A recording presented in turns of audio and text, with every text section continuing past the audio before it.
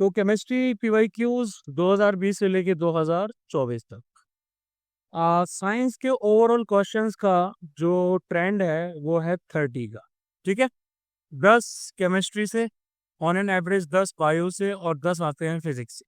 कभी 11 भी हो जाते हैं, कभी 8 भी हो जाते हैं, कभी 9 भी हो जाते हैं। बहुत ज़्यादा इसमें डिफरेंस पिछले 5 सालों में तो देखने को नहीं मिला है। उससे पहले भी सेम ही ट्रेंड था, लेकिन हम पिछले 5 सालों के साइंस के क्वेश्चंस को करेंगे। ठीक है, तो आपके टोटल 10 अटेम्प्ट के क्वेश्चन 100 से लेके 1115 के आसपास मेरे ख्याल से हो रहे हैं। लेट्स डू देम, ये एक ही क्लास में हम लोग खत्म कर लेंगे। आ जाओ। अब सबसे पहला क्वेश्चन हमारे सामने आता है, in which of the following colloids is the dispersing medium are liquid. हमने कोलॉइड के बारे में पढ़ा था। डिस्पर्स फेज कौन सा है, डिस्पर्सिंग मीडियम कौन सा है, वो कौन सा टाइप होता है, और उसके एग्जाम्पल्स में क्या है ना।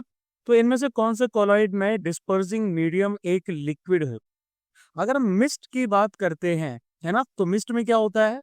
मिस्ट में अगर आप देखोगे तो ये एक ऐसा कोलाइड होता है जहां पर लिक्विड ड्रॉपलेट्स क्या किया जा रहा है, लिक्विड ड्रॉपलेट्स को डिस्पर्स किया जा रहा है गैस में, यानी कि एयर में। तो डिस्पर्सिंग मीडियम आपका गैस हो गया। ठीक है, उस तो ये तो नहीं होगा। उसके बाद में हमारा आता है फोम। फोम में गैस के जो बबल्स होते हैं उनको डिस्पर्स किया जाता है या तो सॉलिड में या फिर लिक्विड में, है ना। आप यहाँ पर देखोगे ये रहा फोम, तो यहाँ पर गैस एंड सॉलिड बन जाता है भैया हमारा फोम। अब उसके बाद में आता है आपका जेली। जेली जो है ये सॉलिड आ जाता है एक लिक्विड कोलॉइड में, है ना। ठंडा करने के बाद में ये जेल जैसा बन जाता है, सॉलिड जैसा बन जाता है। जो जेलीज वगैरह आप लोगों ने खाई होंगी, तो यहाँ पर डिस्पर्सिंग मीडियम क्या है, लिक्विड। ठीक है, तो फिर आपका ये आ गया जेली, लिक्विड और सॉलिड, ये भी नहीं है। अब उसके बाद आता है शेविंग क्रीम, है ना। शेविंग क्रीम भी आपका एक फोम का टाइप होता है। यहाँ पर गैस क्या होती है, डिस्पर्स होती है लिक्विड में। ठीक है, गैस आपके लिक्विड में डिस्पर्स होती है, और डिस्पर्सिंग मीडियम भी आपका यहाँ पर क्या होता है, लिक्विड होता है। तो we are talking about shaving cream. ठीक है, आंसर भैया हमारा होगा शेविंग क्रीम। अब दो आइसोटोप्स आपके जो हैं एलिमेंटल क्लोरीन के, कौन कौन से हैं, सामने हमें दिख रहे हैं भैया आइसोटोप्स। ठीक है, आइसोटोप्स पता है ना क्या होते हैं, क्या आइसोटोप्स का आइडिया नहीं है किसी को। आइसोटोप्स तो आइडिया है ना, same chemical element, same atomic number, है ना।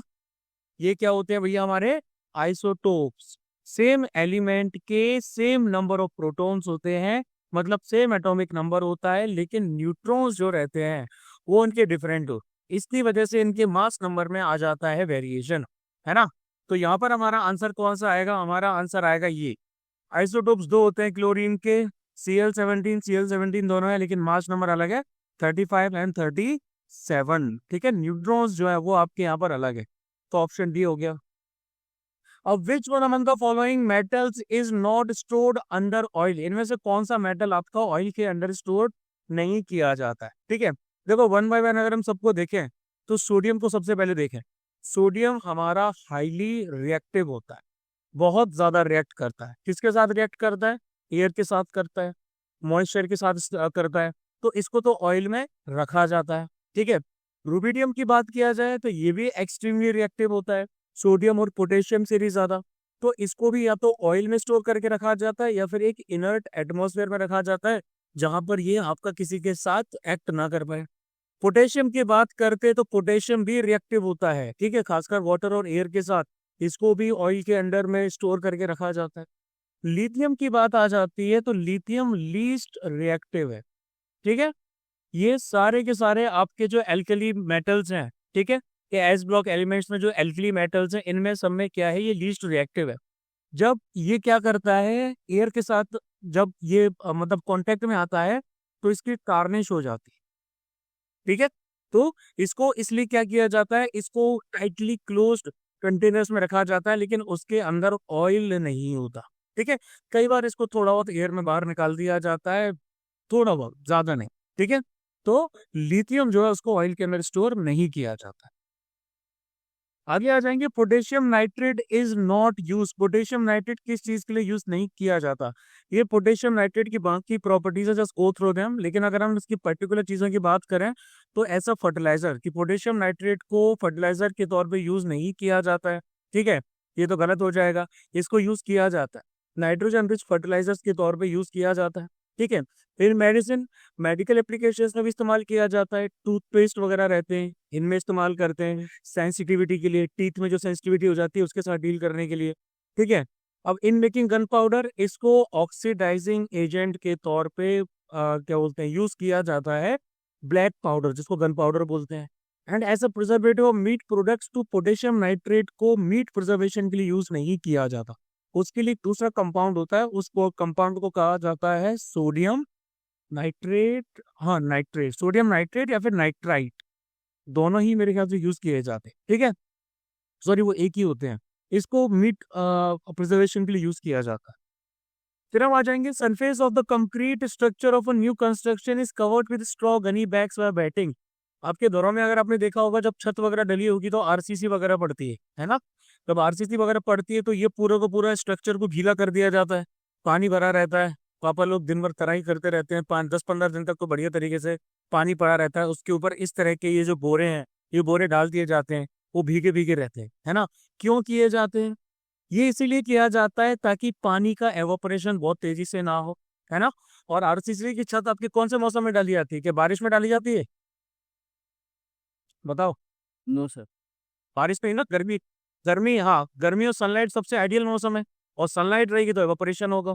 तो इसमें हाइड्रेशन होना चाहिए कि भैया सीमेंट का जो है वो हाइड्रेशन तेजी से होना चाहिए, काफी तेजी से वो पक जाना चाहिए, मतलब सेट हो जाना चाहिए। तो उसको अगर आप पानी हटा दोगे तो एवोपरेशन हो जाएगा, वो वहां पे नहीं सेट हो पाएगा, तो उसको बचाने के लिए किया जाए। बहुत ये सिंपल आपके ऑब्जर्वेशन वाले क्वेश्चन। आगे आ जाता है, which one of the following statements for the gases mentioned below is not correct, ठीक है। इनमें से कौन सा स्टेटमेंट आपका सही नहीं है? सबसे पहले, हाइड्रोजन के 3 आइसोटोप्स होते हैं, बिल्कुल होते हैं हाइड्रोजन के, प्रोटियम, ड्यूटेरियम और ट्रिटियम, ये तो करेक्ट है। Helium is commonly used in electric bulbs. Helium non inflammable और लाइट गैस है, बैलून्स में यूज किया जाता है मेट्रोलॉजिकल ऑब्जर्वेशंस के लिए, गैस कूल्ड न्यूक्लियर रिएक्टर्स में भी यूज किया जाता है। इसके साथ साथ इसको, एक सेकेंड, इसको और कहाँ यूज किया जाता है? इसको इसमें भी यूज किया जाता है, मतलब इलेक्ट्रिक बल्ब वगैरह में भी यूज किया जाता है, मैंने शायद यहाँ मेंशन नहीं किया, ठीक है, लेकिन इसको यहाँ यूज किया जाता है, ठीक है। उसके बाद में, हाँ light bulbs for special purposes. उसके बाद oxygen is used to burn fuel in rocket engine and spacecraft, तो वो नहीं होता, ऑक्सीजन को फ्यूल के तौर पे इस्तेमाल नहीं किया जाता, फ्यूल बर्न करने के लिए इस्तेमाल नहीं किया जाता। लेकिन नाइट्रोजन को गैसेस फॉर्म में यूज किया जाता है to replace air in food packaging. इस तरह के चिप्स वगैरह में एयर का कंपाउंड ज्यादा होता है, कंपोनेंट ज्यादा होता है, चिप्स होते हैं का, ठीक है। क्यों? क्योंकि भैया उसकी जो क्रिस्पीनेस है उसको मेंटेन किया जा सके, ठीक है। तो ऑप्शन डी हो गया। अब उसके बाद आ जाते हैं, match list 1 with list 2। Trade name जो नॉर्मली हम यूज करते हैं और केमिकल नाम जो है वो हमें बताना है, ठीक है। सबसे पहले आ जाता है ब्लीचिंग पाउडर। तो ब्लीचिंग पाउडर को कैल्शियम हाइपोक्लोराइड भी कहा जाता है। कैल्शियम हाइपोक्लोराइड इसको क्या बोलते हैं, नॉर्मली हम रेफर कर लेते हैं, और इसको ब्लीचिंग पर्पसेस के लिए यूज किया जाता है, ठीक है। तो ये हो गया कैल्शियम हाइपोक्लोराइड, और इसके साथ आ गया कैल्शियम ऑक्सीक्लोराइड, ठीक है। अलग अलग वेरिएशंस में इसको कैल्शियम ऑक्सीक्लोराइड और इस तरह के नामों से भी जाना जाता है। बेकिंग सोडा की बात कर लेते हैं, तो बेकिंग सोडा को आपका क्या बोला जाता है? सोडियम बाइकार्बोनेट, NaHCO3, तो बेकिंग सोडा हो गया आपका। वॉशिंग सोडा जो रहता है उसको हम कैसे इस्तेमाल करते हैं? ये आपका आ जाता है सोडियम कार्बोनेट 10 वाटर, इसके तौर पे ये हो गया सोडियम कार्बोनेट। और उसका प्लास्टर ऑफ पेरिस आ जाता है कैल्शियम सल्फेट हाफ वाटर, तो ये हो गया प्लास्टर ऑफ पेरिस। बहुत इजी है, 3 1 2। विच one among the following statement is not true for glass? Glass के लिए कौन सा स्टेटमेंट सही नहीं? सोडियम सिलिकेट को वाटर ग्लास के तौर पे जाना जाता है, ये बिल्कुल सही है। सोडियम सिलिकेट को वाटर ग्लास के तौर पे जाना जाता है। दूसरा, glass is also called super cooled liquid, ये भी बिल्कुल सही है। ग्लास क्या होता है? ग्लास को हम बोलते हैं अमोर्फस सॉलिड, ठीक है। और ये बेसिकली 2 तरीके से बिहेव करता है, सॉलिड के तौर पे बिहेव करता है, जब आप इसको हीट कर दोगे तो ये फ्लूइड के तौर पे बिहेव करेगा। अमॉर्फस का मतलब यही होता है जो खुद को दो फॉर्म्स में एक्सप्रेस कर सके, ठीक है। तो इसको सुपर कूल्ड लिक्विड भी कहा जाता है इसके डिसऑर्डर्ड स्ट्रक्चर की वजह से। फिर आ जा रहा है crystallinity develops on cooling of the molten mass of the glass. ये गलत है। क्यों? ग्लास आपका क्रिस्टलाइन नहीं बनता ठंडा करने के बाद, है ना, वो अमॉर्फस बन जाता है, यानी कि इसके अंदर में ऑर्डरनेस नहीं होती है, एक मतलब कि प्रॉपर आपको अरेंजमेंट नहीं मिलेगा, ठीक है। और coloured glasses can be made by adding different colouring material. Basic सी चीज है, कलर्ड ग्लास चाहिए तो कलरिंग मटेरियल जो है वो आप इसमें ऐड कर दीजिए। इसमें क्या बोलते हैं, अगर आपको ग्रीन चाहिए तो फिर आप क्रोमियम ऐड कर देंगे, ठीक है। अगर आपको ब्लू ग्लास चाहिए तो उसके लिए आप कोबाल्ट जो है वो डाल देंगे। तो ऑप्शन सी। अब 19 पे आते हैं। विच one among the following is responsible for determining the chemical properties of element. एक सेकेंड, हाँ, उनमें से कौन सा रिस्पॉन्सिबल होता है केमिकल प्रॉपर्टीज ऑफ एलिमेंट को डिटरमाइन करने के लिए? तो सिंपल सी बात है, इलेक्ट्रॉन्स, है ना। इलेक्ट्रॉन्स ही तो होते हैं ना। Elements in same group will have the same valence electron configuration and hence similar chemical properties. Same valence electron configuration होगा तो सिमिलर केमिकल प्रॉपर्टीज होंगी, और बाकी भी इनकी केमिकल प्रॉपर्टीज जो रहती हैं, किसके साथ बॉन्डिंग करनी है, किसके साथ नहीं करना है, ऐसा वैसा, वो सब इलेक्ट्रॉन ही डिटरमाइन कर रहे हैं। Now which one of the following is used in the bleaching of paper? देखो, ये थोड़ा सा क्वेश्चन मेरे ख्याल से यूपीएससी ने थोड़ा डाउटफुल दिया। कैसे? क्लोराइड की अगर हम बात करते हैं तो क्लोराइड को डायरेक्टली ब्लीचिंग में इस्तेमाल नहीं किया जाता। क्लोरोबेंजीन आ जाती है, ये पता है बेंजीन रिंग अटैच्ड है तो ऑर्गेनिक कंपाउंड हो गया, इसको भी इस्तेमाल नहीं किया जाता ब्लीचिंग प्रोसेस में। अमोनियम क्लोराइड की बात करें तो अमोनियम क्लोराइड को फर्टिलाइजर्स में इस्तेमाल किया जाता है, ठीक है, और उसके साथ साथ मेटल जो वर्क्स होते हैं उसमें इस्तेमाल किया जाता है। हाइड्रोक्लोरिक एसिड को भी डायरेक्टली आपका ब्लीचिंग एजेंट के तौर पे इस्तेमाल नहीं किया जाता, हालांकि कपड़ों की क्लीनिंग और उनकी जो प्रोसेसिंग है उसमें काफी हद तक इस्तेमाल किया जाता है ना। नॉर्मली आपका ब्लीचिंग पेपर जो रहता है, हाँ एक सेकेंड एक सेकेंड एक सेकेंड, ब्लीचिंग ऑफ पेपर ना, अब कहाँ, नॉर्मली इसमें आपका क्लोरीन इस्तेमाल किया जाता है या फिर क्लोरीन डाइऑक्साइड, इसको इस्तेमाल किया जाता है, लेकिन क्योंकि ऑप्शन में नहीं है तो भैया सबसे नियर वाले पे जाएंगे, दैट इज हाइड्रोक्लोरिक एसिड, ठीक है। सीडीएस 2024 में आपके 10 क्वेश्चन केमिस्ट्री के पूछे गए थे, कोई doubt?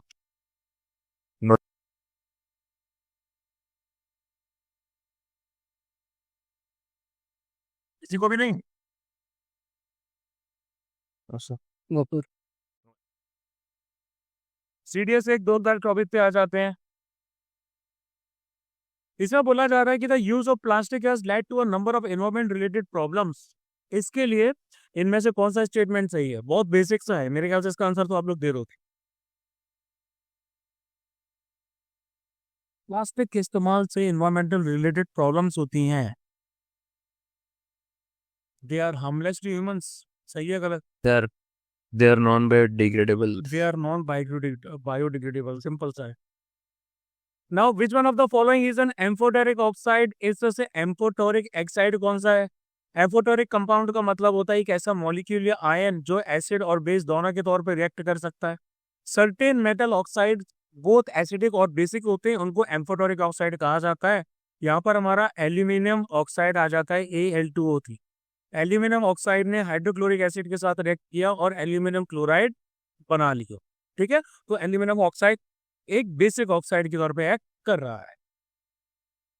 The correct order of octane number of butane, pentane, hexane and cyclohexane is. अब देखो इसमें, एक सेकेंड, हाँ मैं एक चीज बताना भूल गया इसमें, ये जो है आपका मैग्नीशियम ऑक्साइड, ये बेसिक ऑक्साइड है। और फ्यूचर रेफरेंस बता देता हूं मैं, P4O10 को हम बोलते हैं फॉस्फोरस पेंटो ऑक्साइड, ये आपका एसिडिक ऑक्साइड है। Na2O का सोडियम ऑक्साइड, ये आपका है स्ट्रॉन्गली बेसिक ऑक्साइड, ठीक है। चलो अब आ जाते हैं the correct order of octane number. लेकिन ऑक्टेन नंबर है क्या? ये क्वेश्चन थोड़ा छोड़ने वाला था। नॉर्मली ऑक्टेन नंबर और सीटेन नंबर वगैरह हम पढ़ते नहीं है, लेकिन CDS 1 2024 में एक दो क्वेश्चंस कुछ ऐसे नेचर के दे दिए गए। तो ऑक्टेन नंबर आपकी फ्यूल की एबिलिटी को मेजर करता कि वो कंबशन के दौरान नॉकिंग को कितना रेजिस्ट करती है। तो octane number is a measure of the performance of a fuel, जबकि सीटेन नंबर आपका मेजर होता है of the delay of the ignition of a fuel. ये नॉकिंग इंजन में जो होती है उसको प्रिडिक्ट करने के लिए इस्तेमाल किया जाता है, ये इग्निशन को प्रिडिक्ट करने के लिए किया जाता है, ये गैसोलीन के लिए रहता है, ये डीजल के लिए रहता है। ऑक्टेन रेटिंग की जाती है कि ऑक्टेन मतलब कि पर्टिकुलर आपके वो दिए जाते हैं व्हीकल्स वगैरह को, फ्यूल्स वगैरह को रेटिंग्स दी जाती है, ठीक है। और सीटेन रेटिंग आपकी इग्निशन से रिलेटेड है, ठीक है। अब यहाँ पर आप आओगे तो यहाँ पर पर्टिकुलर हाइड्रोकार्बन्स हैं, उनके ऑक्टेन नंबर्स वगैरह दे रखे हैं, ठीक है। यहाँ पर उनके स्ट्रक्चर फॉर्मूलाज वगैरह हैं वो दे रखे हैं। तो हमें इनका करेक्ट ऑर्डर पता करना है, ठीक है। तो इसमें करेक्ट ऑर्डर आपका होगा क्या था, साइक्लोहेक्सेन हो गया आपका, उसके बाद ब्यूटेन हो गया, फिर हो गया भैया हमारा पेंटेन एंड देन हेक्सेन। ये है भैया आपका, ठीक है। ये इसका करेक्ट मतलब कि ऑक्टेन नंबर है, किसको हाईएस्ट लोएस्ट में काउंट किया जाता है। ये मैंने इंसर्ट किया था किसी पर्टिकुलर रीजन की वजह से। हाँ, इनके स्ट्रक्चरल फॉर्मूला के लिए नॉर्मली क्या होता है, जो आपके ब्रांच्ड एल्केन्स होते हैं, ठीक है, उनके ज्यादा हायर ऑक्टेन नंबर्स होते हैं। अब साइक्लोहेक्सेन साइक्लोहेक्सेन है क्योंकि साइक्लोहेक्सेन नाम से पता चल रहा है आपको, इसमें ज्यादा ब्रांचिंग है ना। और जबकि जो स्ट्रेट चेन एल्केन्स होते हैं उनके ऑक्टेन नंबर होते हैं कम, ठीक है। तो ऑप्शन डी। अब ये रिएक्टिविटी सीरीज का क्वेश्चन है कि which of the following is the correct order of reactivity of MgAl Zn and Fe। Magnesium, aluminium, zinc और आयरन का हाइड्रोक्लोरिक एसिड के साथ में क्या रिएक्शन रहता है, ठीक है। इनके ऑर्डर को अगर हम देखें तो सबसे पहले मैग्नीशियम है, उसके बाद में आपका एल्यूमिनियम है, देन जिंक है एंड देन आयरन, ठीक है। तो ऑप्शन ए आ जाएगा इसका करेक्ट आंसर। आगे, विनेगर इज व्हाट। विनेगर एक सिरका जिसको घर में इस्तेमाल करते हैं हम अचार बनाने के लिए, पनीर को बनाने के लिए, और भी बहुत सारे इस्तेमाल होते हैं। तो विनेगर आपका एक डाइल्यूट सॉल्यूशन होता है, ठीक है। किसका डाइल्यूट सॉल्यूशन होता है, एसिटिक एसिड का होता है। एसिटिक एसिड यानी कि CH3COOH पानी के अंदर, ठीक है। Commonly 5 to 8% acetic acid by volume इसके अंदर पाया जाता है। कुकिंग में, क्लीनिंग में, फूड को प्रिजर्व करने के लिए इसको इस्तेमाल किया जाता है। अब इसमें से बोला जा रहा है which one of the following is known as cetane. Cetane के नाम से किसको जाना जाता है, तो सीटेन के नाम से जाना जाता है हेक्सा डेकेन को, ठीक है। हेक्सा डेकेन भी बोल सकते हो आप इसको, एन हेक्साडेटेन डेकेन भी बोल सकते हो, ठीक है। स्ट्रेट चेन एल्केन है, 16 कार्बन के, इसको की गलत लगा दिया मैंने, 16 कार्बन के इसके अंदर में एटम्स होते हैं। रेफरेंस फ्यूल के तौर पे जाना जाता है ये जो अभी जिसकी हम बात कर रहे थे सीटेन की, this is particularly called as cetane. अब इनमें से कौन सा जो है वो फेरोमैग्नेटिक मटेरियल नहीं है, ठीक है। कोबाल्ट फेरोमैग्नेटिज्म दिखाता है, आयरन तो बिल्कुल बिल्कुल दिखाता है, ठीक है। सिल्वर सिल्वर भैया फेरोमैग्नेटिक नहीं है, ये डायमैग्नेटिक होता है, ठीक है। फेरिक क्लोराइड की बात करें, आयरन का कंपाउंड है लेकिन ये फेरोमैग्नेटिक नहीं होता। तो ऑप्शन सॉरी हाँ, सिल्वर आपका अच्छा अच्छा, कौन सा फेरोमैग्नेटिक मटेरियल नहीं है, तो सिल्वर आपका फेरोमैग्नेटिक नहीं है, बट फेरिक क्लोराइड भी तो नहीं है। फेरिक क्लोराइड होना चाहिए इसका आंसर। नहीं नहीं नहीं, फेरिक क्लोराइड कंपाउंड तो होता है ना उसका, फेरिक क्लोराइड नहीं होगा, इसका आंसर होगा सिल्वर, होगा सिल्वर। फेरिक क्लोराइड को क्या, ये मतलब अट्रैक्ट करते हुए ना फेरोमैग्नेटिक उसको बोलते हैं ना। हाँ, ठीक है, फेरिक क्लोराइड तो होगा। Now the correct order of atomic radius of lithium, sodium, beryllium and oxygen, ठीक है। क्या करेक्ट ऑर्डर है भैया इनका।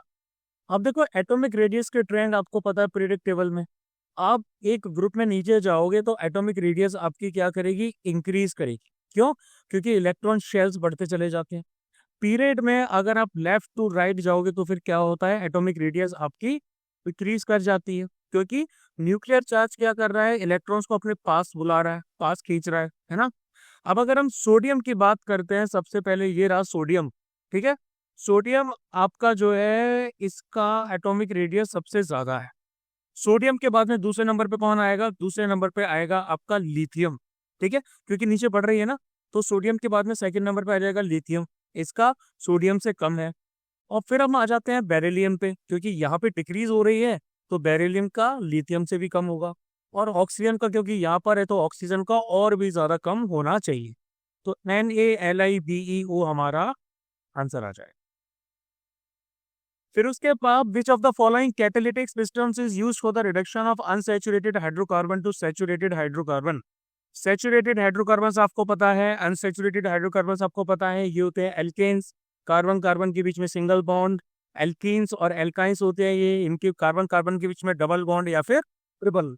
ठीक है, तो अनसैचुरेटेड हाइड्रोकार्बन्स का जो हाइड्रोजनेशन होता है एल्कीन्स का या एल्काइंस का, जब उनको सैचुरेटेड हाइड्रोकार्बन्स में कन्वर्ट किया जाता है, तो उसमें एक मेटल कैटलिस्ट की होती है जरूरत।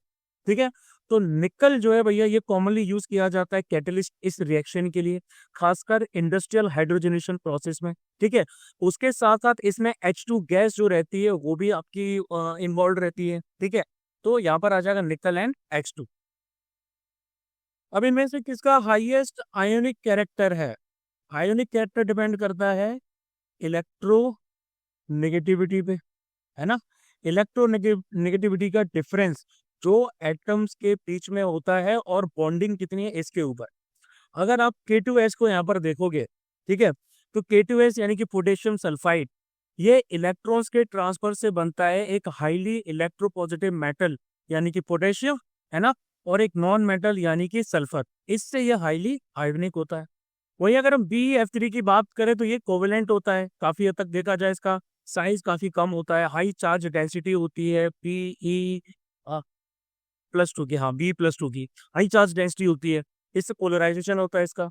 जबकि सिलिकॉन डाइऑक्साइड की बात करेंगे तो ये भी कोवेलेंट कंपाउंड होता है, और NaCl3 जो है ये भी एक कोवेलेंट कंपाउंड होता है। CTF124 कंपेरेटिवली थोड़ा डिफरेंट था, क्वेश्चन के नंबर यहाँ पर भी 10 थे, आंसर कीज मैंने अभी ऐड नहीं किए हैं, आंसर की मैं अभी ऐड इसमें कर दूंगा। तो CTF124 कंपेरेटिवली थोड़ा सा हार्ड था, कोई डाउट? No sir. चलो आ जाते हैं हम CTF 2023 पे। Now which one among the following are the correct symbols for element gold? Gold का तो सबको पता है AU, है ना, और लेड का भी सबको पता है PB। तो 10 का कौन सा है, SN या SB? S20। क्या SB। B? SN, 10 SN है ये आपका, क्या बोलते हैं, हाँ मैं नाम भूल गया इसका, क्या है इसका नाम? दिमाग से निकल गया। ठीक है, एंटी सोडियम करके नाम है इसका। ठीक है, तो इसका आंसर होगा C। आगे आते हैं, how much percentage of carbon dioxide is present in the atmosphere of Venus and Mars? देखो, वीनस और मार्स के जो एटमॉस्फेयर हैं यहाँ पर कार्बन डाइऑक्साइड डोमिनेट करती है। वीनस में 96.5% है, मार्स में 95.5% के आसपास। ठीक है, तो ओवरऑल हम ये बोल सकते हैं 95 to 97%। Which among the following methods is used to separate the constituents present in a compound? ठीक है, कोई भी कंपाउंड जिसमें हमारे एलिमेंट्स हैं, है ना, जिसको आपने केमिकली कंबाइंड कर रखा है, तो ऐसे में अगर कॉन्स्टिट्यूएंट्स को किसी कंपाउंड के अगर आपको सेपरेट करना है तो केमिकल मेथड यूज किए जाते हैं, जैसे कि decomposition followed by ion exchange. Decomposition का मतलब होता है इसको सिंपलर सब्सटेंस में आपने तोड़ दिया, ठीक है, और उसके बाद आयन एक्सचेंज किया जाता है। आयन एक्सचेंज इसीलिए किया जाता है कि इसको फर्दर प्यूरिफाई किया जा सके, कंपाउंड्स को आइसोलेट किया जा सके। तो इसमें आपके, अगर आप, ये तो ऑप्शन हमारा हो गया, अगर आप फ्रैक्शनल डिस्टिलेशन की तरफ देखेंगे तो फ्रैक्शनल डिस्टिलेशन और ये जो हीटिंग मेथड है ये हमारे फिजिकल मेथड्स आ जाते, ठीक है, ये मिक्सचर्स को सेपरेट करने के लिए यूज किए जाते हैं, कंपाउंड्स को नहीं। और इलेक्ट्रोकेमिकल मेथड आपका इलेक्ट्रोलाइसिस ऑफ वाटर जैसा हमारे जो प्रोसेस होते हैं उनमें इस्तेमाल किया जाता है, ठीक है। आगे, during white washing of walls, slacked lime reacts slowly with carbon dioxide in air to form a thin layer of calcium carbonate on walls. ठीक है, स्लैग्ड लाइम यानी कि CaOH2 आपका CO2 के साथ रिएक्ट कर रहा है एयर के अंदर, एक थिन लेयर बना रहा है कैल्शियम कार्बोनेट की ऑन द वॉल्स। कौन सी रिप्रेजेंट इसको दिखाती है? तो ये रही रिप्रेजेंट हमारी कैल्शियम हाइड्रोक्साइड और इससे बन रहा है कैल्शियम कार्बोनेट। ये इसमें आपको पर्टिकुलरली एक्वस और गैसेस का ख्याल रखना है। ठीक है, ये आपका एक्वस है, गैस है, सही है, ये CO3 सॉलिड है और H2O है, मतलब option D. Now which one of the following equations is the balanced chemical equation for the given reaction? हमारी अनबैलेंस्ड इक्वेशन ये है FeH2O प्लस Fe3O4H2। ठीक है, अब अगर आप इसकी balanced chemical balanced chemical equation को देखोगे तो बैलेंस्ड केमिकल इक्वेशन इसमें होगी 3Fe4H2O Fe3O4 4H2। क्यों? देखो ये जो Fe3O4 है इसमें आयरन हमारे 3 एटम्स है ना, यहाँ पर भी भैया आपके 3, और उसके बाद में अगर आप आते हो इसमें ऑक्सीजन जो है ये 4 एटम्स हैं, यहाँ पर आपके 4 ऑक्सीजन भी हो गए। ठीक है, उसके बाद में H2O हमारा जो है यहाँ पर टोटल आपके 8 आ जाते हैं, यहाँ पर भी 8 हैं। ये बहुत सिंपल से बैलेंसिंग है, इसमें कुछ ज़्यादा कॉम्प्लिकेट भी नहीं है। आया समझ? Yes sir. ठीक है, चलो। Now in this one of the following cases do both physical and chemical changes take place? कौन सा केस है जिसमें फिजिकल और केमिकल चेंजेस दोनों होते हैं? अब देखो फ्रीजिंग ऑफ वाटर की तरफ देखें तो यानी कि इसमें तो चेंज ऑफ स्टेट हो रहा है, यानी कि पानी हमारा आइस में बदल रहा है, तो ये तो आपका क्या हो गया, ये आपका फिजिकल चेंज है। ठीक है, कुकिंग ऑफ फूड यानी कि खाना बन रहा है तो इसमें मात्र आपका केमिकल चेंज होता है, नया सब्सटेंस बन रहा है। और रस्टिंग ऑफ आयरन तो ये भी हमारा एक केमिकल चेंज आ रहा है ना, आयरन ऑक्साइड का फॉर्मेशन हो रहा है।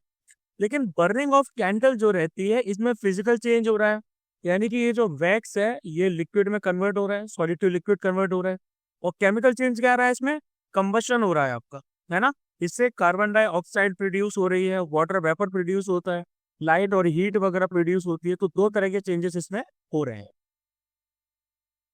अब आगे आ जाते हैं, विच one of the following statements is correct of diamond and graphite? Diamond और ग्रेफाइट के बारे में क्या सही है? डायमंड और ग्रेफाइट की सिमिलर फिजिकल और केमिकल प्रॉपर्टीज हैं, क्या ये सही है?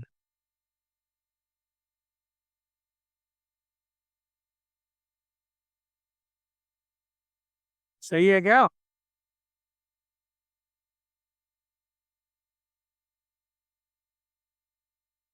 कितना टाइम लगेगा बताने में? डायमंड और ग्रेफाइट की सेम फिजिकल और केमिकल प्रॉपर्टीज होती हैं, क्लास 5 का बच्चा भी बता देगा। No. नहीं, diamond is hard but graphite is smooth and slippery. इतना डाउट मत रखा करो यार अपने ऊपर तुम लोग। Now which one among the following substance is a compound? Compound आप सबको पता है, 2 से ज्यादा एटम्स डिफरेंट एलिमेंट्स के कंबाइन कर रहे हैं डेफिनेट रेशियो में, है ना, तो एक मॉलिक्यूल कंपाउंड का आ जाता है। एग्जांपल में है water, ammonia, carbon dioxide and sugar, तो sugar is the answer. What is the total number of naturally occurring element? Naturally occurring elements कितने हैं टोटल नंबर?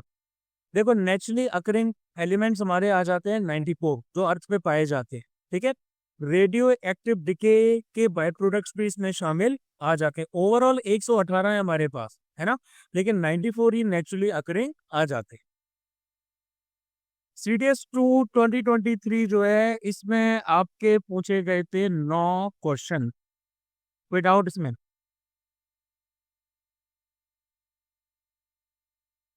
चलो, एनसीईआरटी का डायरेक्ट क्वेश्चन है ये। Consider the following statements regarding burning of magnesium ribbon in air. Magnesium ribbon को जब air में जलाया जाता है तो फिर क्या होता है? White powder of MgO is form, बिल्कुल सही है।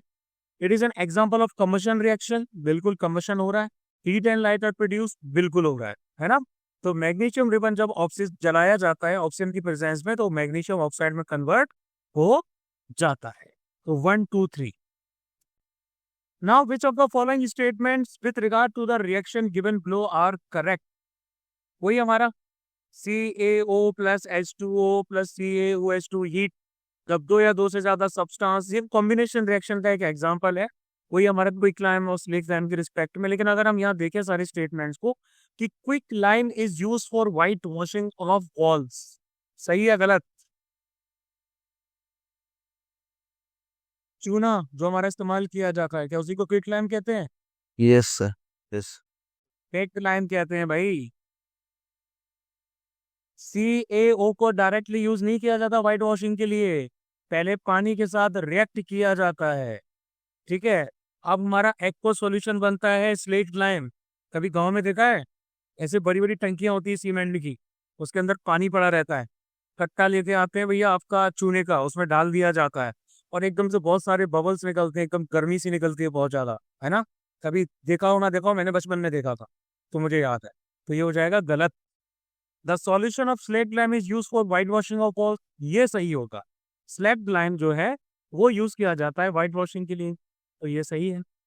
CaO reacts slowly with CO2 in air to form a thin layer of CaOCa3 on walls। ठीक है, बिल्कुल सही। Calcium hydroxide called slag lime is an inorganic compound, ये भी बिल्कुल सही है। ठीक है, तो 2 3 4, सॉरी 2 3 4 तो ऑप्शन में नहीं है हमारे। 2 3 4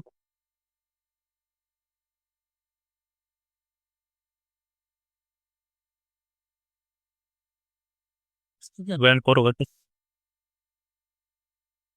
एक मिनट एक मिनट एक मिनट, स्टेटमेंट 1 हमारा गलत हो गया, 2 हमारा सही है, 3 भी हमारा सही है। नहीं नहीं नहीं नहीं नहीं नहीं नहीं नहीं नहीं नहीं,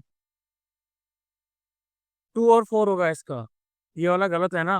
CaO रिएक्ट नहीं कर रहा है, CaOH2 रिएक्ट कर रहा है ना? हाँ,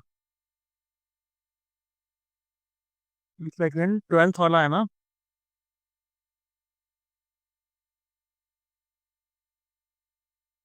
ठीक है, अब आगे आ जाते हैं। Which of the following statements with regard to heating of lead nitrate powder over a flame are correct? देखो, जब हमारा लेड नाइट्रेट, इसको हीट किया जा रहा है ना, आप इसको हीटिंग दे रहे हैं, इसकी रिएक्शन कुछ ऐसी होती है, 2PbO plus 4NO2 plus oxygen, ये रिएक्शन है। ठीक है, तो जब हमारा लेड नाइट्रेट को हीट किया जा रहा है तो इसका होता है क्या? Thermal decomposition. देख रहे हो ना, ये पूरा टूट के बिखर रहा है, तो थर्मल डिकम्पोजिशन इसका हो रहा है। ठीक है, और रिएक्शन कुछ इस प्रकार से हो रही है। अब इसमें जब बोला जा रहा है brown fumes of NO are released, तो ये गलत है।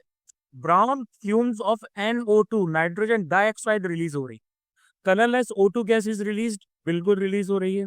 It is an example of oxidation reaction, बिल्कुल नहीं, ये थर्मल डिकम्पोजिशन रिएक्शन है। It is an example of thermal decomposition used for the production of NO2 gas, जो कि बिल्कुल सही है। तो 2 और 4 यानी कि ऑप्शन डी। फिर हम आ जाते हैं विच one of the following is not an oxidation reaction. देखो भैया, आपको ऑक्सीडेशन रिएक्शन कौन सा नहीं है? Rusting of iron. आयरन क्या करता है? रिएक्ट करता है ऑक्सीजन के साथ में, मॉइस्चर के साथ में, आयरन ऑक्साइड यानी कि रस्ट बना लेता है, ये ऑक्सीडेशन का प्रोसेस है। उसके बाद में रेंसिडिटी की बात करेंगे। रेंसिडिटी कब होता है? जब फैट और ऑयल ऑक्सीडाइज कर जाते हैं, खाना आपका खराब हो जाता है, फाउल टेस्ट और स्मेल आती है, ये भी ऑक्सीडेशन का प्रोसेस है।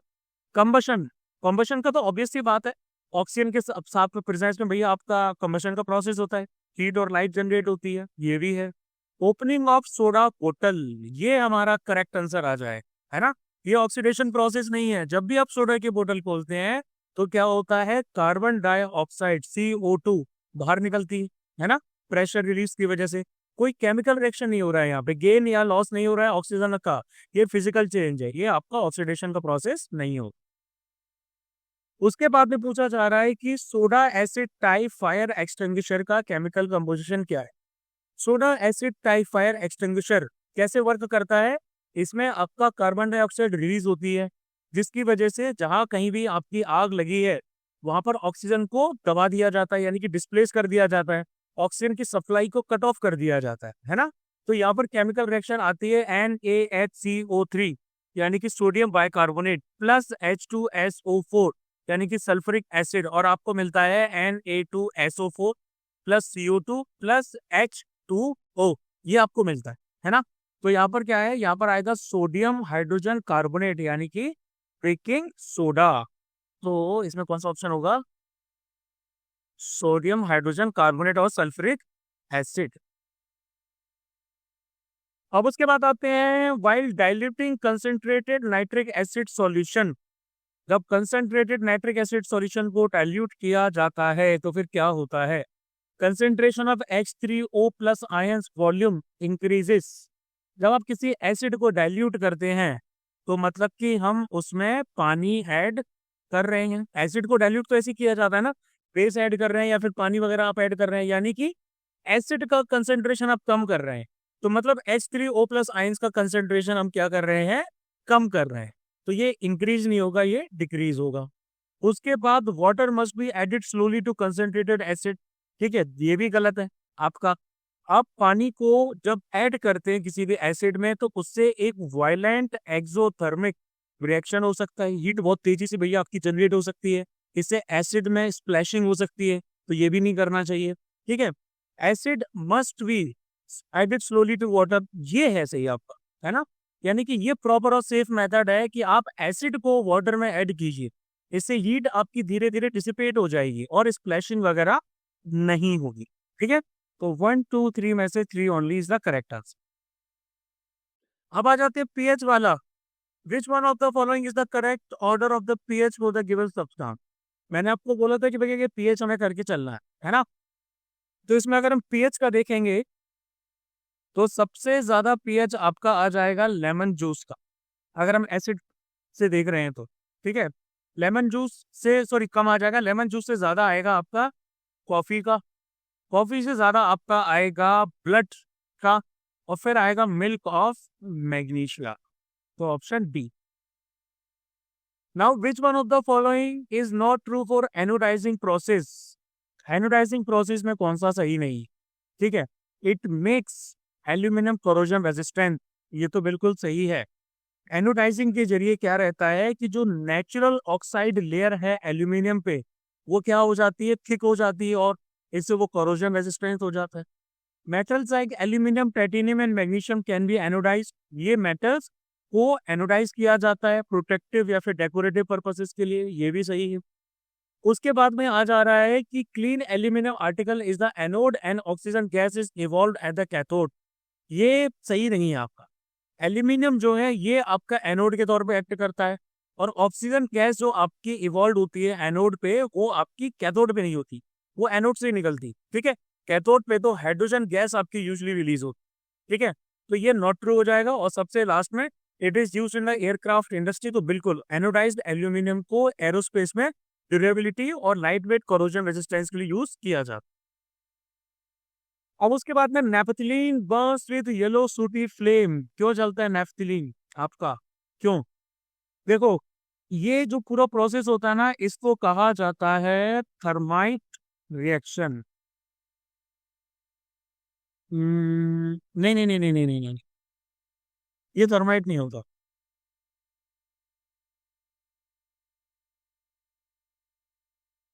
ना ना ना ना ना ना ना ना ना, थर्माइट ये नहीं होता।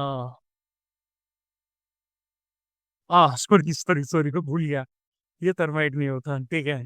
नेपथलीन आपका येलो सूटी फ्लेम के साथ जलता है, क्यों, क्यों, क्योंकि नेपथलीन आपका अनसैचुरेटेड होता है और ये होता है एरोमेटिक, है ना, हाइड्रोकार्बन होता है, जो कि इनकम्प्लीट कम्बशन। इनकम्प्लीट कम्बशन कभी होता है जब आपको सूटी फ्लेम आती है। सूटी फ्लेम मतलब कि ये कार्बन यहाँ से निकल रहा है ना, तो ये आपकी सूटी फ्लेम है। तो इससे छोटे छोटे कार्बन पार्टिकल जो है सूट जिसको कहा जाता है, अब इसको सूट कहते हैं, जो चिमनी वगैरह में जम जाती है ना, तो ये आपका यहाँ से प्रोड्यूस होता है। ये होगा ऑप्शन बी, थर्माइट रिएक्शन वाला तो ये है। Which of the following statements are true for the reaction of Fe2O3 with aluminium, ठीक है। देखो Fe2O3 जो एल्यूमिनियम के साथ में रिएक्ट कर रहा है इसको बोला जाता है थर्माइट रिएक्शन, है ना। अब उसके साथ साथ आ जाता था heat evolve is used for welding purpose. जो इंटेंस हीट आपकी जनरेट होती है वो थर्माइट वेल्डिंग के लिए इस्तेमाल की जाती है, खासकर रेलवे के ट्रैक्स को रिपेयर करने में। ठीक है, तो ये भी हो गया, ये भी सही है, ये भी सही है। Aluminium metal act as an oxidising agent. Aluminium oxidising नहीं, रिड्यूसिंग एजेंट के तौर पे एक्ट करता है। ये इलेक्ट्रॉन्स को डोनेट कर देता है। ठीक है, इलेक्ट्रॉन्स को डोनेट कर देता है। Fe3+ आपका Fe में रिड्यूस हो जाता है। Molten Fe and AlR formed at the end of the reaction. तो सिर्फ मोल्टन आयरन यानी कि Fe जनरेट होता है, एल्यूमिनियम आपका जो रहता है वो एल्यूमिनियम ऑक्साइड में कन्वर्ट हो जाता है, मोल्टन के तौर पे नहीं बचता है। तो ये भी गलत, ये भी गलत, 1 and 2 on। CDS 1 2023 में भी आपके 10 क्वेश्चंस पूछे गए थे, कोई समझता है किसी को?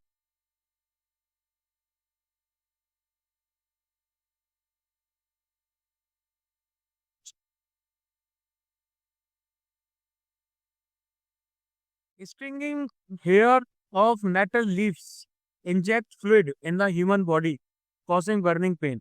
ये है ना, नेटल लीव्स होती हैं आपकी, जब हाथ से टच हो जाती है तो फिर क्या होता है, बर्निंग पेन होता है। कौन सा फ्लूइड इंजेक्ट करती है ये? यही फ्लूइड आपका मधुमक्खी की स्ट्रिंग में भी होता है। टार्टरिक रहता टार्टरिक एसिड नहीं होता भाई, टार्टरिक एसिड तो आपका इमली में मिलता है। है एक पर आई थिंक तो।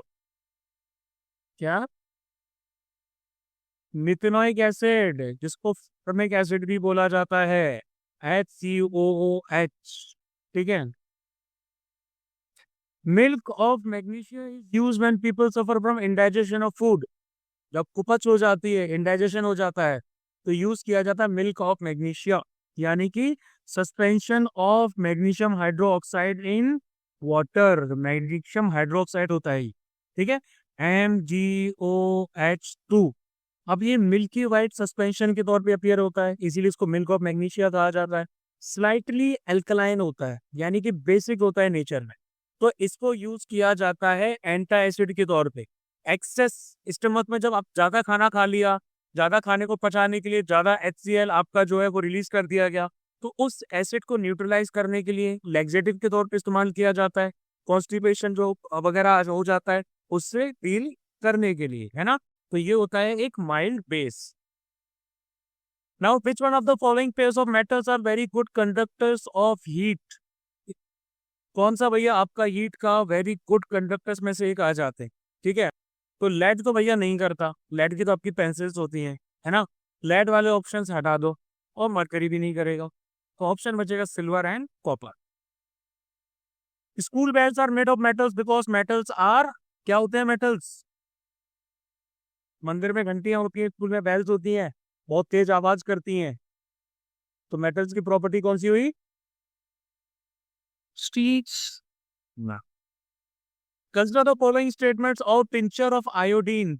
बीटाडीन वगैरह यूज किया होगा आप लोगों ने, चोट वगैरह लग जाती है, वुंड वगैरह को एंटीसेप्टिक के तौर पे, किया है कि नहीं किया है? This is an antiseptic solution. कर लो, SRT वगैरह पूछे जाते हैं ना, ये जो आपके SSB वगैरह में आएंगे तो इसमें काम आएगा। एंटीसेप्टिक लगा दी, स्टिक तरफ आयोडीन लगा दिया, ठीक है, तो किया जाता है। Iodine is capped in alcohol water mixture, क्या ये सही है? बिल्कुल सही है। Concentration of iodine is very low, बिल्कुल सही है, तीनों सही है। अब उसके बाद Cl negative is not iso electronic.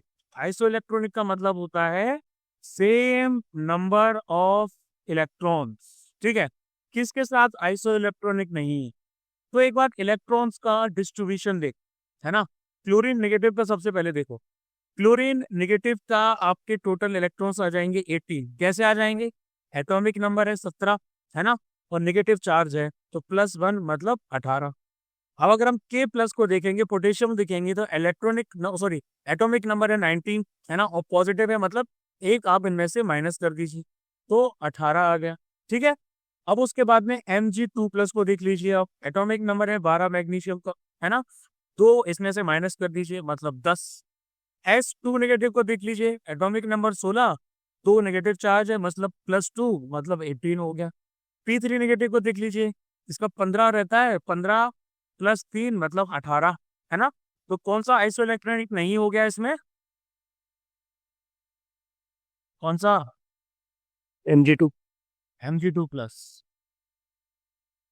एक पेशेंट के एब्डोमेन यानी कि जो एलिमेंट्री कैनाल है उसको एग्जामिन किया जा सकता है एक्स-रे के द्वारा after administering which one of the following metal salts in the patient's meal. उसके खाने में कौन सा मेटल सॉल्ट इंट्रोड्यूस किया जा, ठीक है। तो देखो हमारा मेटल सॉल्ट का नाम है PaSO4। PaSO4 यानी कि बेरियम सल्फेट। ये एक्सरेज के लिए ओपेक रहता है ना। तो इससे एलिमेंट्री कैनाल की इमेजिंग की जा सकती है। पानी के अंदर इन सोल्यूबल भी भैया रहता है आपका, तो ये बॉडी में एब्जॉर्ब भी नहीं होता है और सेफली निकल जाता है, ठीक है। बेरियम क्लोराइड ये होता है टॉक्सिक, और ये आपके इंजेक्शन के लिए खाने के लिए बिल्कुल भी सही नहीं होता है। इस पूरे प्रोसेस को कहा जाता है बेरियम स्वेलो पैसेज या फिर बेरियम मील एक्सरे। अब रेलवे ट्रैक्स की ज्वाइनिंग के लिए आयरन ऑक्साइड किसके साथ डील करता है, अभी रिएक्शन देखी थी हमने, कौन से मेटल के साथ करता है, थर्माइट वेल्डिंग होती है, एल्यूमिनियम, हाँ, अनियम 2 हैफी प्लस Al2O3 प्लस हीट, ये निकलती है आपकी, है ना, थर्माइट रिएक्शन। अब इसमें आपका मोल्टन आयरन जो रहता है वो प्रोड्यूस किया जाता है, जिससे आपकी ये पूरी वेल्डिंग वगैरह की जाती है। बहुत हाईली एक्सोथर्मिक प्रोसेस होता है, काफी ज्यादा हीट जनरेट होती है, आयरन को मेल्ट कर देते हैं, ठीक है। इसको एल्यूमिनोथर्मिक या फिर आप थर्माइट वेल्डिंग कह सकते हैं। अब पानी को जब गर्म किया जाता है 0 डिग्री से लेके 4 डिग्री सेल्सियस तक, तो उसकी डेंसिटी क्या करती है, कांस्टेंट रहती है, बढ़ती है, घटती है, पहले बढ़ती है फिर घटती है अपनी ओरिजिनल वैल्यू पे। तो देखो जब पानी को गर्म करते हैं 0 डिग्री सेल्सियस यानी कि फ्रीजिंग पॉइंट से 4 डिग्री सेल्सियस पे, तो उसकी डेंसिटी इंक्रीज करती है ना, और मैक्सिमम पहुंच जाती है 4 डिग्री सेल्सियस पे, ठीक है। ये एक एनोमलस प्रॉपर्टी होती है, एनोमलस बिहेवियर होता है, मतलब इसके पीछे एग्जैक्ट रीजनिंग नहीं पता है, लेकिन एक एनोमलस बिहेवियर होता है जो वाटर का देखा जाता है। इसीलिए एक्वेटिक लाइफ क्या कर जाती है, फ्रीजिंग कंडीशंस में ही सर्वाइव कर जाती है ना। जो आपका वार्मर पानी है, जो डेंसर पानी है, वो आपका थोड़ा क्या कर जाता है, बॉटम की तरफ चला जाता है, या हाइड्रोजन बॉन्डिंग की वजह से रहता है। तो CTS 2 2022 में आपके पूछे गए थे 9 क्वेश्चंस, 10 नहीं, ज्यादा से ज्यादा 8 क्वेश्चन का वेरिएशन इसमें देखा गया था। Now what is the correct sequence of resistivity of silver, nichrome and glass eight room temperature. Room temperature यानी कि 20 से लेके 25 डिग्री सेल्सियस के बीच में इनका रेजिस्टिविटी का सीक्वेंस क्या है, कौन कितना रेजिस्ट कर लेता है। अब देखो सिल्वर हमारा एक मेटल है, बेस्ट कंडक्टर इलेक्ट्रिसिटी का, तो इसकी रेजिस्टिविटी सबसे कम होगी। नाइक्रोम एक अलॉय है, हायर रेजिस्टिविटी है इसकी, ठीक है, मेटल से, लेकिन फिर भी इलेक्ट्रिसिटी को कंडक्ट तो करता ही करता है। हीटिंग एलिमेंट्स में नाइक्रोम के वायर्स इस्तेमाल किए जाते हैं। और ग्लास तो एक आ जाता है इंसुलेटर, मतलब बहुत ही तगड़ी रहती है इसकी रेजिस्टिविटी। तो सबसे ज्यादा ग्लास, उससे कम नाइक्रोम, उससे कम सिल्वर। उसके बाद number of moles of oxygen gas used in the complete combustion of 1 mole of glucose। तो ग्लूकोज की अगर आप रिएक्शन को देखेंगे C6H12O6 6CO2 gives us 6 CO2 gases and 6 H2O। ये पूरी इसकी बैलेंस्ड केमिकल रिएक्शन है ना। तो यहाँ पर एक मोल जो आपका ग्लूकोज का है वो हमें चाहिए होता है 6 मोल ऑफ ऑक्सीजन, क्या बोलते हैं, एक सेकेंड, हाँ, 1 मोल ग्लूकोज को आपके 6 मोल चाहिए होते हैं ऑक्सीजन गैस के, एक कंप्लीट पूरा कंबशन का प्रोसेस करने के लिए। उसके बाद विच one of the following is not an example of an oxidation reaction, ठीक है। देखो भाई इनमें से कौन सा ऑक्सीडेशन रिएक्शन का एग्जांपल नहीं है। सबसे पहले the taste of butter changes if left for a longer period, ठीक है। बटर का टेस्ट चेंज हो जाता है अगर आप इसको लंबे पीरियड के लिए छोड़ दें, ठीक है। इसमें फैट्स का ऑक्सीडेशन होता है, रेंसिडिटी होती है, तो ये तो एग्जांपल है। दूसरा आ जाता है आपका are reddish brown powder gets coated on articles made of iron. Obvious सी बात है, रस्टिंग हो जाती है, ऑक्सीडेशन प्रोसेस है। Wine gets sour with time. इसमें ऑक्सीडेशन होता है एल्कोहल का, एल्कोहल आपके एसिटिक एसिड में कन्वर्ट हो जाती है। बचता है ऑप्शन डी जो कि होगा हमारा करेक्ट आंसर। अब देखो, a white substance is formed when an aqueous solution of barium chloride is mixed with sodium sulfate solution। इसमें होता है आपका डबल डिस्प्लेसमेंट होता है। PaSO4 बन जाता है, वाइट प्रेसिपिटेट बन जाता है, कोई ऑक्सीडेशन रिडक्शन यानी कि रिडॉक्स यहाँ पर नहीं होता। उसके बाद methanoic acid is normally found in, अभी थोड़ी देर पहले देखा था हमने, and thing. ant stings। What is the number of moles of helium in 104 gram of helium gas? तो देखो भैया, हीलियम का मोलर मास कितना है, ठीक है। मोलर मास हीलियम का है 4 ग्राम प्लस पर मोल, ठीक है। उसके बाद गिवन मास हमारे पास 104 ग्राम है। तो number of moles given mass, molar mass 104, 4, 26। Correct answer is 26। While burning hydrocarbon fuels, if we see a yellow flame with lots of black smoke, it means that fuel is, अभी थोड़ी देर पहले देखा था हमने, yellow flame है, बहुत सारा black smoke है, यानी कि सूट काफी ज्यादा निकल रहा है। तो फिर हमारा फ्यूल क्या होगा, इनकम्प्लीट कंबशन हो रहा है ना। और इनकम्प्लीट कंबशन क्यों होगा, क्योंकि अनसैचुरेटेड हाइड्रोकार्बन जो रहते हैं, एल्कीन्स और एल्काइंस, इनके अंदर कार्बन का कंटेंट होता है ज्यादा, है ना। और ये सूट के साथ जलते हैं, सूटी ब्लैक स्मोक के साथ जलते हैं, इनकम्प्लीट कंबशन की जैसे, ठीक है। जबकि जो सैचुरेटेड हाइड्रोकार्बन है, एल्केन्स, ये थोड़ा साफ सुथरे तरीके से चलते हैं। उसके बाद number of saturated and unsaturated bonds in cyclohexane. Saturated आपको पता है carbon carbon single bond, unsaturated मतलब कार्बन कार्बन डबल बॉन्ड या कार्बन कार्बन ट्रिपल बॉन्ड। तो यहाँ पर कार्बन कार्बन को आपको मेरे ख्याल से कोई भी यहाँ पर कार्बन हाइड्रोजन या कार्बन कार्बन में किसी प्रकार का आपको कोई भी डबल बॉन्ड या ट्रिपल बॉन्ड देखने को नहीं मिल रहा है। और साइक्लोहेक्सेन का मतलब होता है C6H12, है ना। सिर्फ सिंगल बॉन्ड है, सैचुरेटेड बॉन्ड है, कोई डबल ट्रिपल बॉन्ड नहीं है। अगर आप इनको काउंट करोगे तो आ जाएगा सैचुरेटेड बॉन्ड आर 80, अनसैचुरेटेड है हमारे 0, option C. Now, which one of the following statements is true when non-metals are dissolved in water? जब नॉन मेटल्स को रिएक्ट किया जाता है वाटर के साथ, है ना, तो उनके ऑक्साइड्स क्या कर जाते हैं, पानी के अंदर डिसॉल्व हो जाते हैं। और ये लोग बनाते हैं क्या, ये लोग बनाते हैं एसिडिक सॉल्यूशंस, यानी कि एसिडिक ऑक्साइड। तो नॉन मेटल ऑक्साइड्स आपके एसिडिक ऑक्साइड्स होते हैं। इसका एक एग्जांपल है CO2 प्लस H2O, बन गया H2CO3, यानी कि कार्बनिक एसिड, जो हमने ज्योग्राफी में भी पढ़ा है। Now which one of the following statements about biogas is not correct?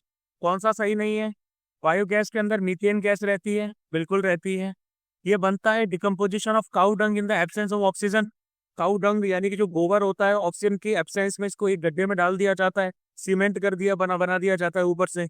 मेरे गांव में मैंने पीछे देखा था, ठीक है। इस तरह का डोम टाइप का बनाया जाता है, जो अंडरग्राउंड टाइप का रहता है, और एक छोटा सा पाइप रहता है, उससे मीथेन आपकी रिलीज होती रहती है। अदरवाइज क्या होगा, मीथेन का कंपोजिशन ज्यादा बढ़ जाएगा और वो डेडली होता है। It burns without smoke and leaves no residue, ये भी बिल्कुल सही है। ये एक non renewable source of energy नहीं होता। Now which one of the following is the main reason of acid rain? Acid rain क्यों होती है, ठीक है। एसिड रेन हमारी होती है सल्फर डाइऑक्साइड के रिलीज की वजह से, नाइट्रोजन ऑक्साइड के रिलीज की वजह से। एटमॉस्फेयर में जब ये पहुंच जाते, ये गैसेस क्या करती हैं, वाटर वेपर के साथ रिएक्ट करती हैं, है ना। और ये बनाती हैं सल्फ्रिक एसिड और नाइट्रिक एसिड, जो एसिड रेन के तौर पे गिरते हैं। तो करेक्ट आंसर होगा dissolution of sulphur and nitrogen oxides in rain. CTS 1 2022 में आपके क्वेश्चंस थे 10। कोई डाउट किसी को?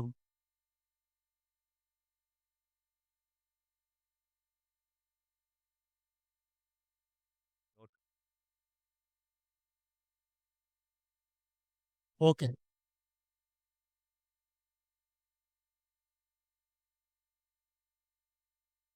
Just a moment.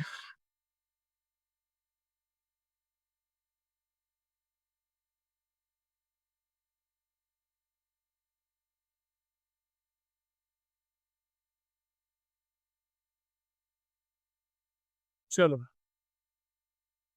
अब आ जाते हैं, which of the following statements about universal indicator is are true. Universal indicator है ना, यूनिवर्सल इंडिकेटर एक मिक्सचर होता है अलग अलग तरह के इंडिकेटर्स का, अलग अलग रेंज आपको कलर्स की देखने को मिल जाती है ना। इससे पता चलता है पीएच के बारे में, हाइड्रोजन आयन के कंसंट्रेशन के बारे में किसी भी सॉल्यूशन में। ये किसी भी एसिड की स्ट्रेंथ की तरफ इंडिकेट करता है, बेस की स्ट्रेंथ की तरफ इंडिकेट करता है, उसके हिसाब से अपना कलर चेंज कर लेता है ना। इसको टाइट्रेशन में इस्तेमाल नहीं करते हैं, है ना। वहां पर हम क्या करते हैं, वहां पर हम फिनॉल फिल्थलीन जो रहता है, मिथाइल ऑरेंज जो होता है, उसको इस्तेमाल करते हैं। ये सब आपने स्कूल में किया होगा, ठीक है।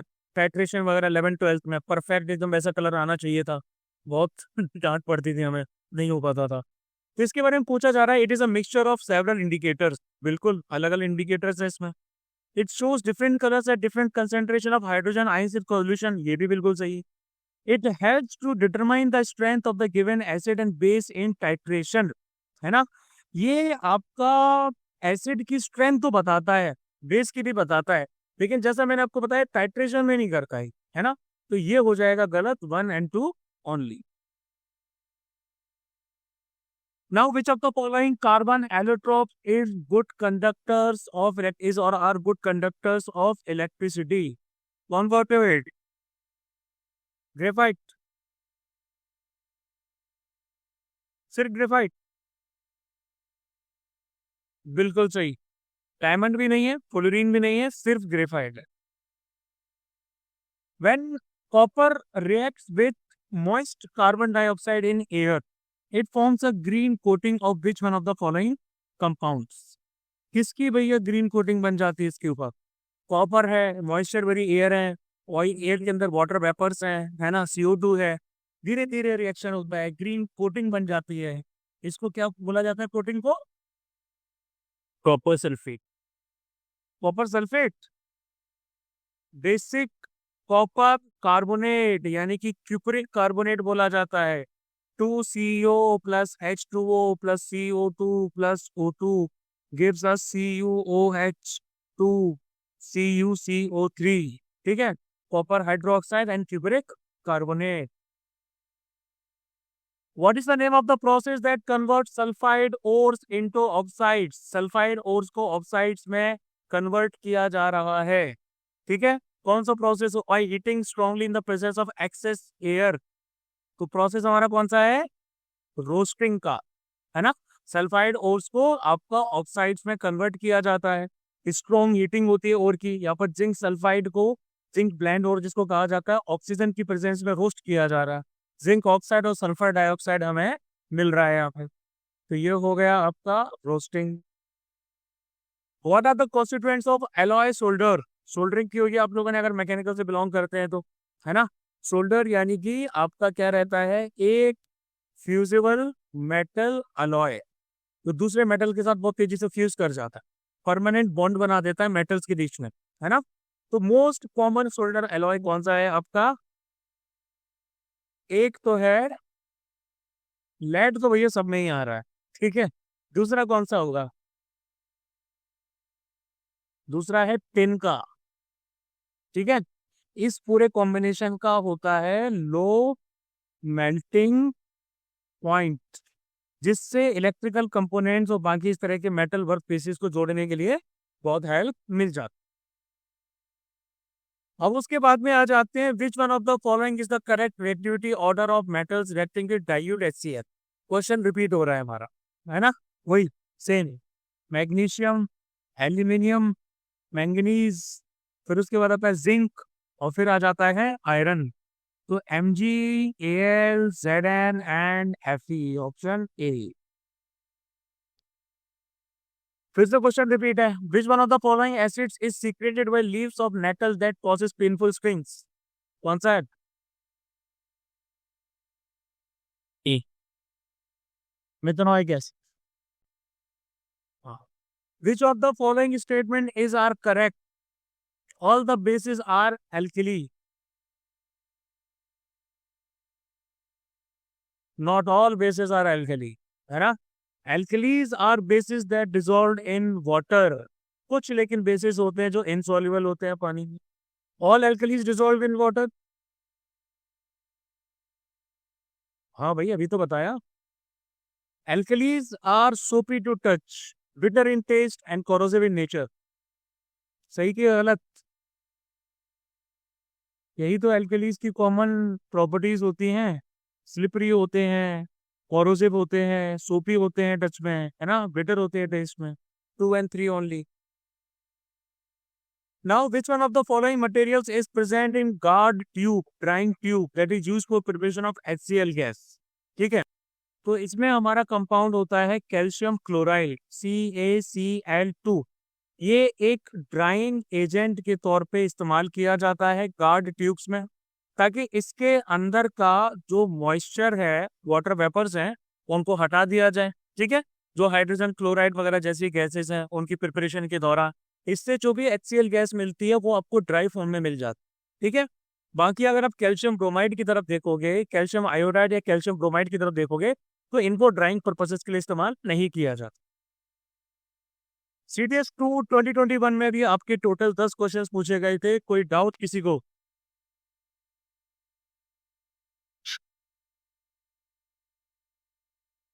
ओके, क्वेश्चन रिपीट हो रहा है हमारा। जब लेड नाइट्रेट PbNO32 को एक बॉइलिंग ट्यूब में हीट कर रहे हैं तो ब्राउन फ्यूम्स निकल रही हैं। किसकी होंगी brown fumes? NO2, nitrogen dioxide. ये एक थर्मल डिकम्पोजिशन का प्रोसेस है, मैंने आपको बताया था पहले। ठीक है, now which one of the following substances do silver articles react with that makes the silver articles black? Silver articles काले क्यों पड़ जाते हैं? एक हमारा सब्सटेंस होता है Ag2S, सिल्वर सल्फाइड। इस पूरे प्रोसेस को टार्निशिंग कहते हैं, है ना। सिल्वर रिएक्ट करता है हाइड्रोजन सल्फाइड के साथ, H2S के साथ एयर में, और फिर हमारा क्या रहता है, इसके जरिए ये आपकी पूरी डल और ब्लैक जैसा दिखने लगता है। तो ऑप्शन होगा भैया हमारा sulphur. Now, which one of the following metals is kept immersed in kerosene oil to protect it and to prevent accidental fire? तो सोडियम, पोटेशियम और लिथियम, तीन हमारे ऐसे मेटल्स होते हैं जिनको केरोसिन ऑयल में इमर्स करके रखा जाता है। इनकी हाई रिएक्टिविटी जो वाटर और एयर के साथ में होती है, इसकी वजह से। अब आ जाते हैं, a solution contains 20 gram of solute in 180 gram of solvent.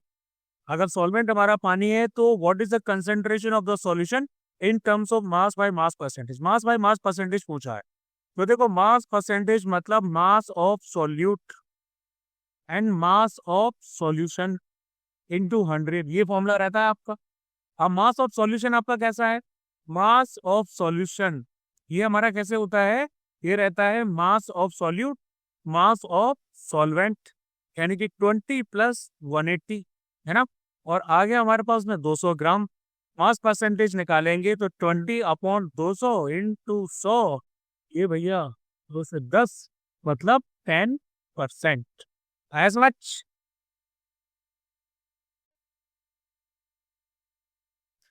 Which one of the following elements is a non-metal but is lustrous? Non-metal है लेकिन lustrous है। क्या लग रहा है देखने में, ये क्या है ये?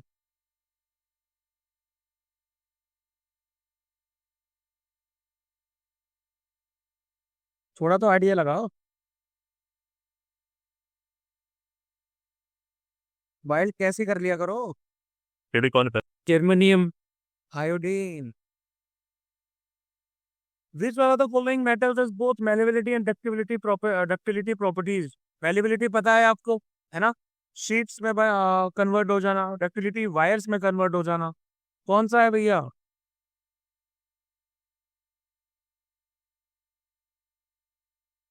इतना देखने के बाद भी इतना लेट रिस्पॉन्स दोगे? Very good. Now, which one of the following is used in soda acid fire extinguishers? Question आपका रिपीटेड है ना। सोडा एसिड फायर एक्सटिंग्विशर में एक सॉल्यूशन यूज किया जाता है सोडियम हाइड्रोजन कार्बोनेट का। इसको सोडियम बाइकार्बोनेट भी बोला जाता है, यानी कि बेकिंग सोडा। और उसके साथ रहता है डाइल्यूट सल्फ्यूरिक एसिड, ताकि कार्बन डाइऑक्साइड प्रोड्यूस किया जा सके जो कि ऑक्सीजन सप्लाई को रोक दे। तो sodium hydrogen carbonate. Now, which one of the following sodium compounds is used for softening hard water? Permanent hardness को हटाने के लिए यूज किया जाता है वॉशिंग सोडा। वॉशिंग सोडा यानी कि Na2CO3 सोडियम कार्बोनेट। अब वही रिपीट है भैया पहले वाला कि कैल्शियम ऑक्साइड रिएक्ट करती है विगरसली पानी के साथ। ठीक है, एक स्लैग्ड लाइम जो है वो आपका प्रोड्यूस हो जाता है, जिसका सॉल्यूशन से वाइट वॉशिंग की जाती है वॉल्स की। तो ये जो स्लैग्ड लाइम है आपका, ये एक कंपोनेंट ए के साथ रिएक्ट कर रहा है एयर में, और एक थिन लेयर कंपाउंड बी की बना लेता है शाइनी फिनिश के लिए, है ना। ए और बी क्या है आपके यहाँ पर? ए तो हो जाएगा CO2 और बी हो जाएगा COCO3 यानी कि कैल्शियम कार्बोनेट। CTS 1 2021 में भी आपके क्वेश्चंस पूछे गए थे 9 कुछ। Oh, sir.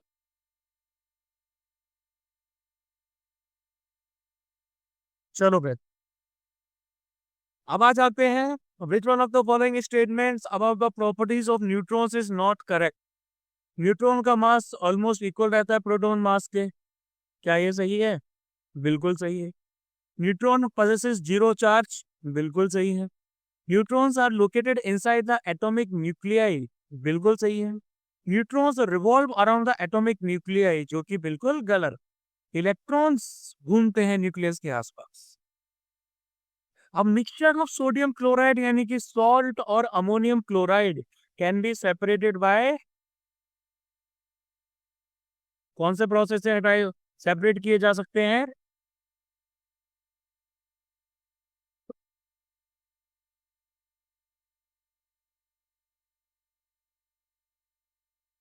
इतना देखने के बाद भी तुम लोग इतना लेट रिस्पॉन्ड करते हो। सब्लिमेशन।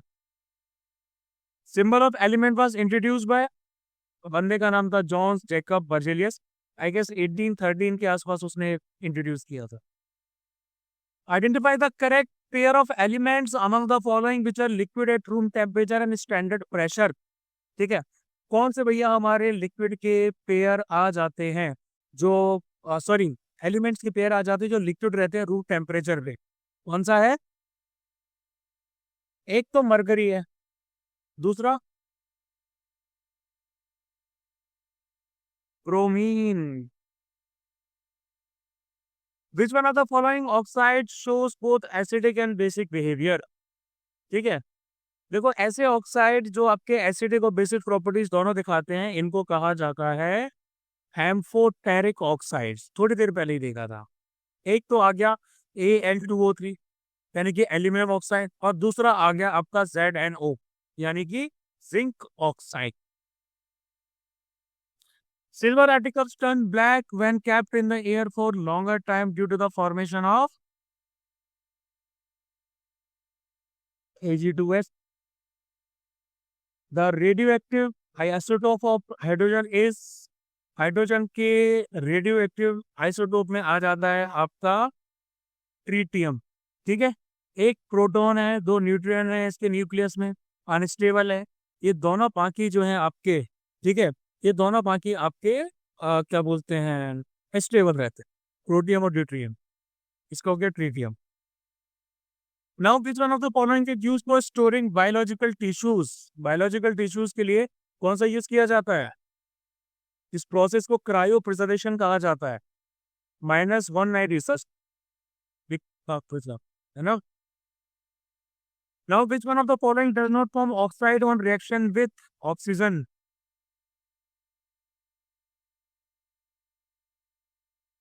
कौन सा ऑप्शन लग रहा है?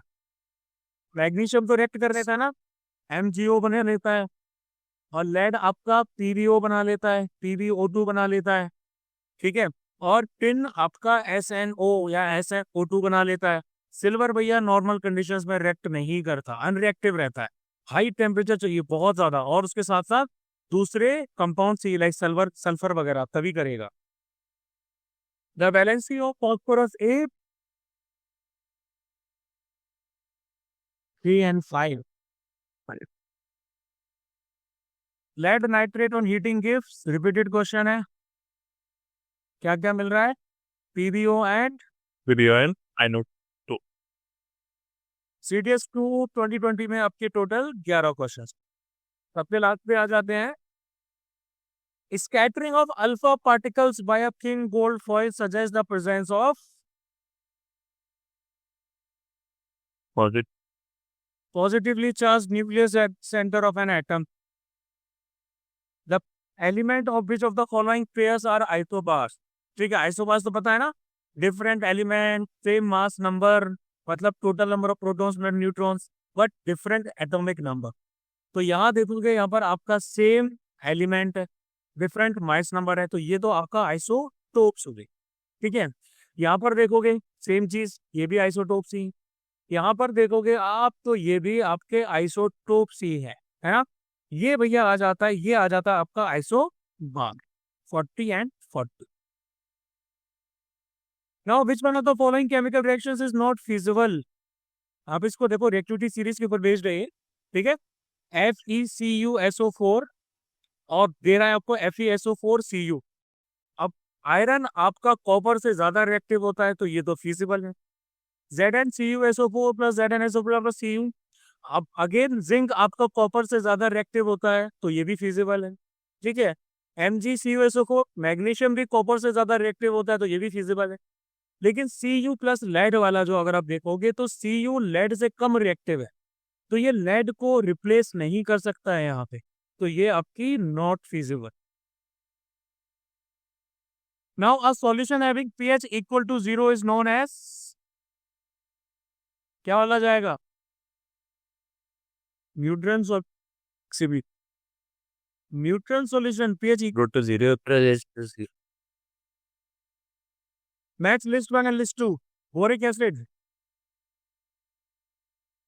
माइनर कट्स के लिए, बर्न्स के लिए BoroPlus, Boroline, citric acid preservative के तौर पे यूज किया जाता है फूड एंड बेवरेजेस में। Magnesium hydroxide, milk of magnesia, antacid.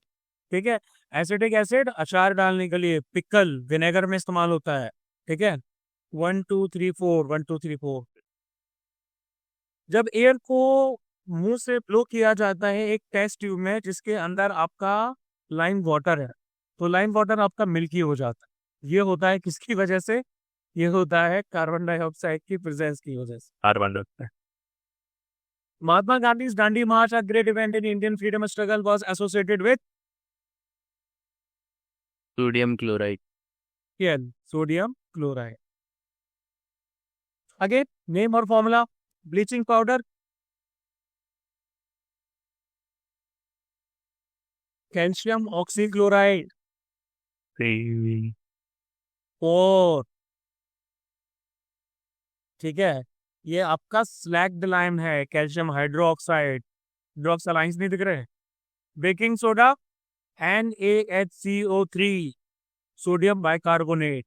Washing soda, sodium carbonate decahydrate. तो इसका होगा A का 4, B का 1, C का 2, D का 3। The number of water molecules associated with copper sulfate molecule to form crystals is, अब देखो कॉपर सल्फेट जो आपका रहता है, इसमें आपके रहते हैं 5 वाटर के मॉलिक्यूल्स, CuSO4 5H2O। ठीक है, ये प्रोसेस आपका रहता है। अब भैया वही सिल्वर आर्टिकल्स ब्लैक हो जाते हैं after some time when expose to air, because silver किसके साथ रिएक्ट करता है? सल्फर के साथ एयर में, to form a coating of silver sulphide. तो ये भी आपके हुए हैं 10 क्वेश्चन। ठीक है, तो टोटल हमने कर लिए हैं 1 2 3 4 5 6 7 8 9 10, 100 के आसपास क्वेश्चन जो है, 100 के अराउंड क्वेश्चन आपके हो गए। ठीक है, चलो ठीक है।